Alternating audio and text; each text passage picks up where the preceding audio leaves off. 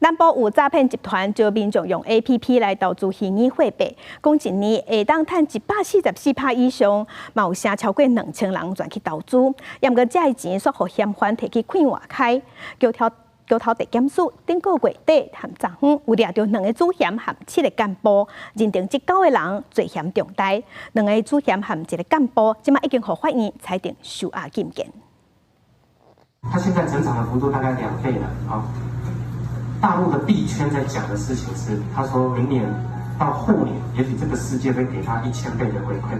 投资说明会讲，虚拟货币、油币获利会当期待。桥头地检署协报，以洗刷现有主嫌为首的诈骗集团，甲中国保平人士合作，创立投资 App 以电平台，以说明会方式招民众投资油币。扬称可以保证年获利达144%以上，并可以随时取回本金，使台南、高雄民众陷于错误投入资金。油币是伫区电联平台 EOS.IO 发行的加密货币，以快速交易、免费、加高效率出名。不过诈骗集团无投资去买，颠倒拢提起买高贵的车顶。获得资金后挪作他用，并未实际投资柚子币，投资人也没有办法操作 APP 解约取回本金。去出险位伫台南的公司，找伊下头拢无人。出险因为捌担任过几啊间公司的董事长，也阁做过某妇人社社长。人面一看，伫高雄台南起因至少2100人投资。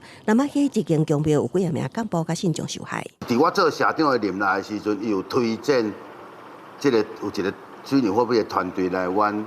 妇人社担任这个 speaker 的角色，嘛无伫遐公开咧招讲爱来甲阮投资通啊，没有啊。检方认定2名主嫌加7名干部涉嫌诈欺处代定罪，2名主嫌加其中1名干部已经获法院裁定羁押禁见，因为虚拟货币以及正做诈骗工具，互金管会研究过有过虚拟资产服务法要建立明确的监管规范，来保障投资人权益，搁防范洗钱甲诈骗。有计草案会伫6月底တင်報行政院进行审查。公司新闻采访报道。